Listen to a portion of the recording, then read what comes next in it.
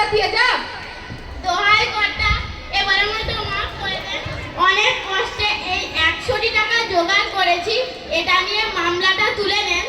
100 টাকা কি রে? 500 টাকার 1 পয়সা কম নেব না, সেটা তোকে আগেই বলেছি। আমি তো গরিব চাষি, এতগুলো টাকা কোথায় পাবো কর্তা? এই বেটা চাষা, কোথায় পাবি তা আমি করে বলবো। দিতে পারিস তো দে, নয় চলে যা। আমার সময় নষ্ট করিস না। হে ভগবান, এখন আমি কি টাকাগুলো মহাজনের হাতে তুলে না দিতে পারলে সারা জীবন জেলে কাটাতে হবে। আমার ছেলেপুলেরা কি খাবে, কোথায় থাকবে? কিন্তু অতগুলো টাকা আমি এখন পাবো কোথায়?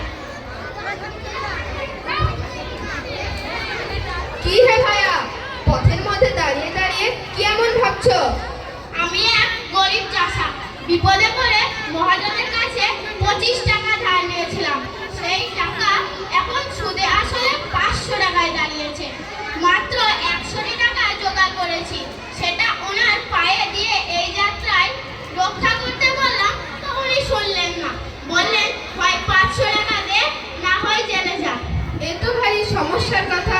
সমস্যা তো বটেই, আমি জেলে গেলে আমার পরিবারের কি দশা হবে ভেবেই মরছি। তোমাকে বাঁচানোর একটি পথ আছে। তবে আপনার পায়ে ধরছি, আমায় বাঁচিয়ে দিন। তুমি যদি ওই 100 টাকা আমায় দাও, তাহলে আমি তোমার বাঁচাবার পথ বের করতে পারি। নিশ্চয় নিশ্চয় দেব, আপনি আমায় রক্ষা করুন।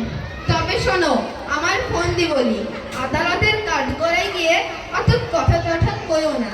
যে যা বলুক, গাল দিক, প্রশ্ন করুক, তুমি তার জবাবটি দেবে না। তুমি শুধু ফ্যাল ফ্যাল করে তাকিয়ে ছাগলের মতো বলবে ব্যা ব্যা। তা যদি করতে পারো, তাহলে আমি তোমায় বেকসুর খালাস করাতে পারবো। আপনি যা বলবেন আমি তাতেই রাজি। ঠিক আছে, তুমি আমার কথা মতো কাজ করো। আগে আপনি যা যা বলবেন আমি তাই তাই করব।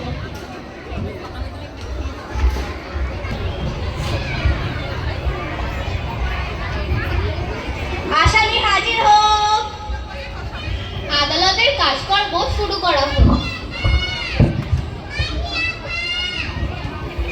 হুজুর, এই বেটা গরিব চাষা আমার মক্কেল ওই মহাজনের কাছ থেকে 7 বছর আগে 25 টাকা ধার নিয়েছিল।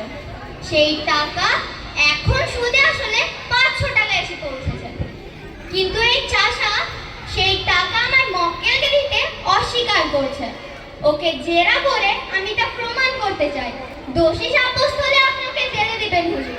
জিজ্ঞাসাবাদ শুরু করুন। তুমি 7 বছর আগে 25 টাকা ধার নিয়েছিলে? খবরদার, বলো নিয়েছিলে কিনা? হুজুর, আসামি বেয়াদবি দেখুন। তুই যদি অমনি করি তোকে আমি ফাটকে দেব। খবরদার। লোকটি পাগল নাকি? হুজুর, ও কি আজকের পাগল?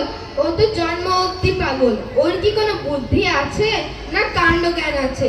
ও আবার ধার নেবে কি? ও কি কখনো খত লিখতে পারে? আপনি হতভাগা মহাজনের কাণ্ড দেখুন। ইচ্ছে করে পাগলটাকে ঠকিয়ে নেওয়ার মতলব করেছে। পাগলকে গিয়ে বলেছে এখানে গিয়ে টিপ দিতে। পাগল আর কি জানে, ও এখানে গিয়ে অমনি টিপ দিয়েছে। এটাই তো ব্যাপার। এবার আপনি বিচার করুন, পাগলকে শাস্তি দিলে কি ধর্ম থাকে?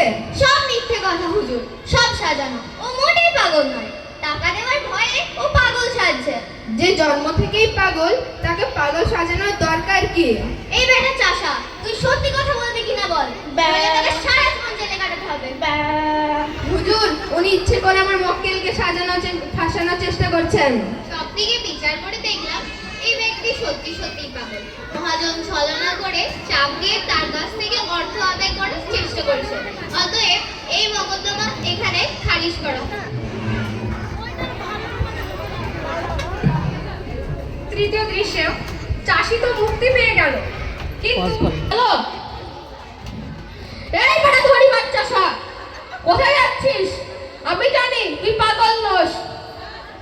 তুই পাগল সেজে আমার টাকা ফাঁকি দেওয়ার মন্তব্য তোদের ভালোই ফেলেছিস দেখছি।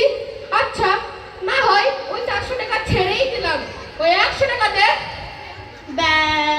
দেখ, আমি জানি তুই পাগল নস।